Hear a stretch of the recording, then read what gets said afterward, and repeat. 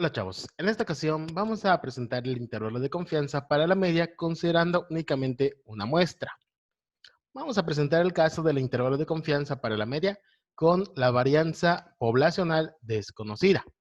El teorema dice lo siguiente: si X barra y S son la media y la desviación estándar de una muestra aleatoria de una población normal, de la que se desconoce la varianza sigma cuadrada, un intervalo de confianza del 100 por 1 menos alfa por ciento para mu, que es la media poblacional, es X barra menos T alfa sobre 2 por S entre raíz de N como extremo izquierdo y como extremo derecho, X barra más T alfa sobre 2 por S entre raíz de N, donde T alfa sobre 2 se obtiene de la distribución T de student con V igual a N-1 grados de libertad, y es el valor que deja un área de alfa sobre 2 a la derecha.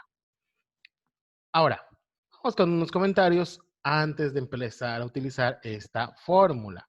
Un primer comentario importante será que para emplear esta fórmula necesitas un buen manejo de la tabla T de student para sacar el valor crítico T alfa sobre 2. Respecto a esta distribución, lo primero que podemos comentar es que es una distribución simétrica y para encontrar valores de la tabla puedes aplicar propiedades o estrategias similares a como lo hacías con una distribución normal estándar. Aquí por igual comentar la notación T alfa sobre 2. T alfa sobre 2 hace referencia a la probabilidad o al área bajo de esta curva que queda a la derecha del valor sobre el rango denotado como T alfa sobre 2. Por ejemplo, si aparece T de 0.05, significa que a la derecha de ese valor en el rango se encuentra un área de 0.05. Y a su izquierda de 0.95. Ese es un valor del rango que es el valor crítico. Nos divide el área bajo la curva en dos regiones, una con valor alfa sobre 2 y la otra como su complemento. ¿Y cómo están construidas estas tablas de distribución T-Student? A diferencia de la normal, en la primera fila de estas tablas de distribución T-Student se encuentran las probabilidades acumuladas, aunque hay otras versiones donde te dejan la probabilidad en la cola, que es la región amarilla, mientras que en otras te presentan la región azul, en la primera fila de la tabla.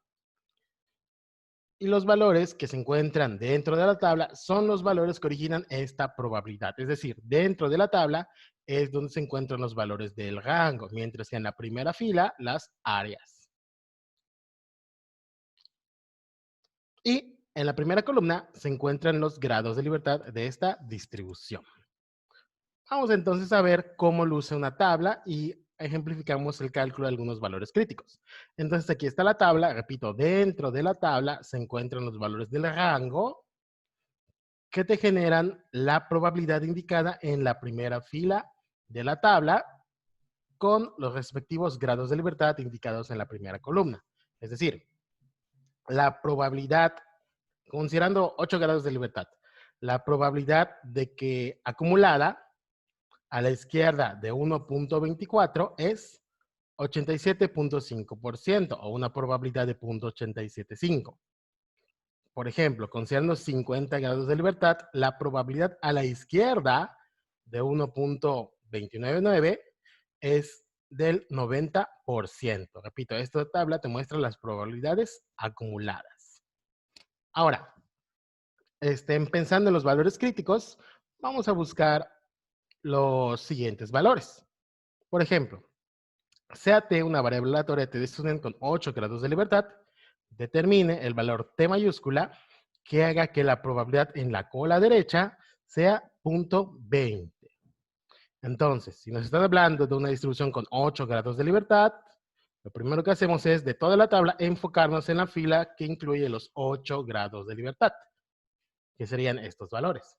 Lo que nos están pidiendo es determinar el valor T, es decir, uno de estos números que están de color rosa, dependiendo de la probabilidad que necesitemos, indicada en la primera fila.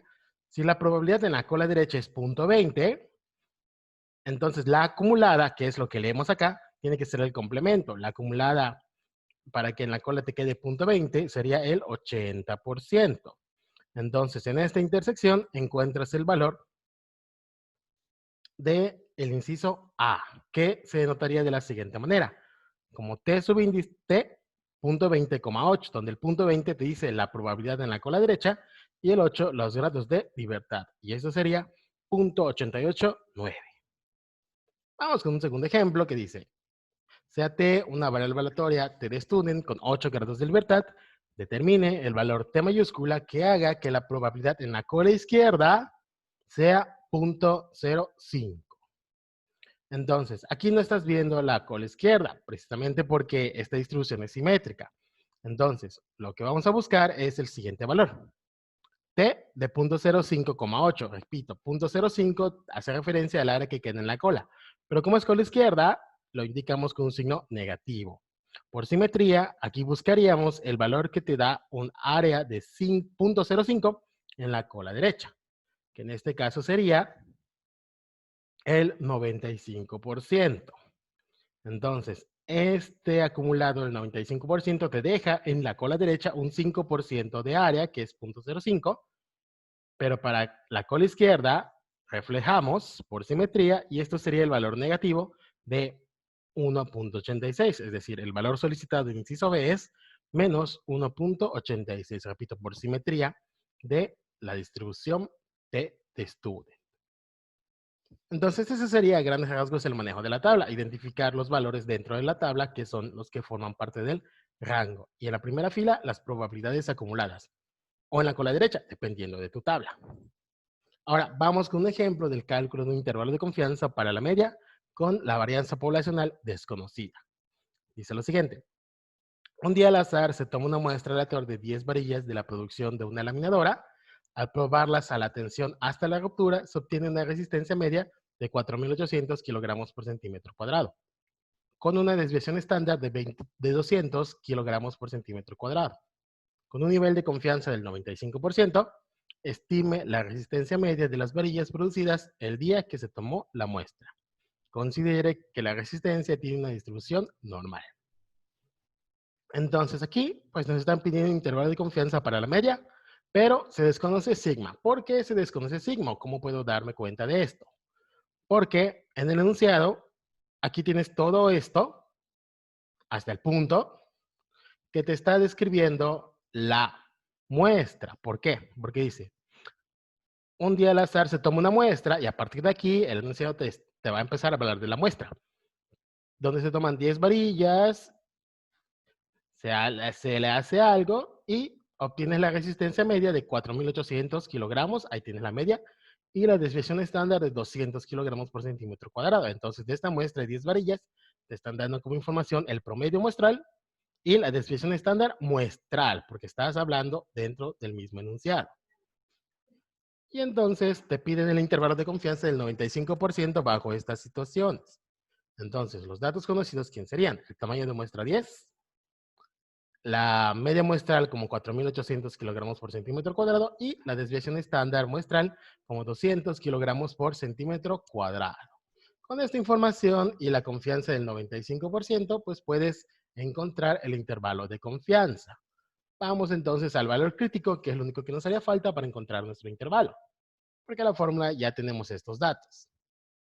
Entonces, con la confianza del 95, pues alfa es 0.05, y entonces alfa sobre 2 sería 0.025, que es el área que debe quedar a la derecha de nuestro valor crítico, que se nota de la siguiente manera.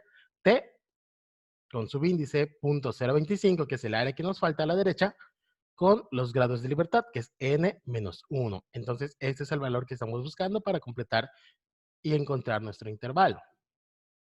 Entonces, vamos a la tabla y si queremos que en la derecha nos quede 0.025 como área, entonces el acumulado debería de ser 0.975. Este es el acumulado. Ubicamos los grados de libertad, que en este caso son 9, y la intersección, ese sería el valor que nosotros necesitamos.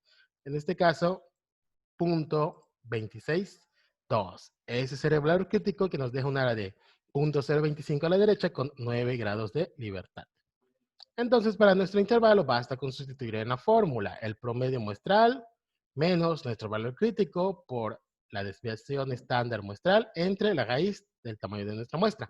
Como extremo izquierdo y como extremo derecho, la suma de esas cantidades y ahí tendríamos nuestro intervalo de confianza para la media. Como 4.659.1 como extremo izquierdo y hasta 4.943.1. Es decir, entre este par de valores se estima con una confianza del 95% que se encuentra el valor verdadero de nuestra media poblacional.